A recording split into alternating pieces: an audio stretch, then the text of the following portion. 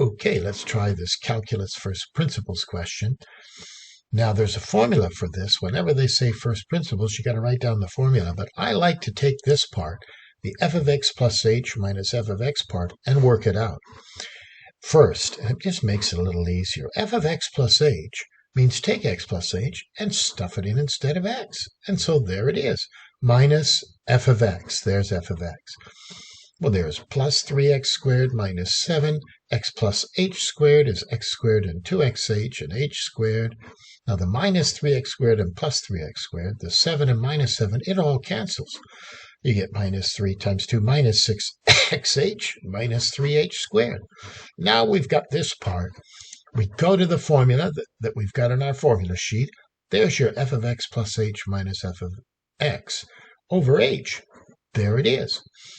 Now, h divides into both of these. You get minus 6x, and you get minus 3h. And now, if we let h approach 0, we get what's the derivative. This gradient becomes infinitely close to minus 6x. And that is the derivative, f prime of x, all shown using first principles. The next question, find the derivative of this. Well, that's not in the right form. We're going to use this rule now. We have to make it x to the half. Half times 8 is 4. X, a half minus 1, is minus a half. You can leave your answer like that. Minus root 21 is a constant, so the derivative is 0. There's nothing there. The next question, this x can't equal 0 is a little bit of a hint. They're going to be dividing by x. In fact, let's divide by x squared to make it y equals. And that's what we do. 2x cubed divided by x squared would be 2x. 4 divided by x squared is just that. Well, there it is. But that's not in the right form to find a derivative. We've got to make it x to the minus 2. Now, 1 times 2 is 2, and x to the 0, so it's just there it is.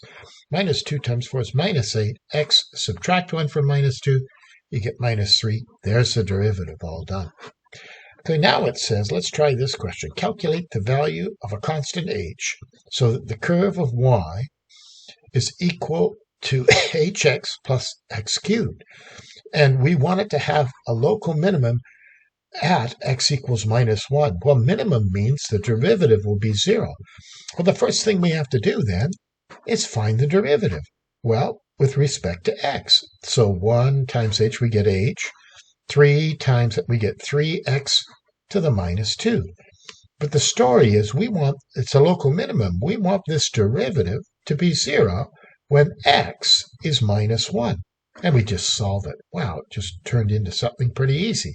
Because minus 1 squared is 1. This is just 3. Subtract 3 from both sides, and h equals minus 3. That's it. All done.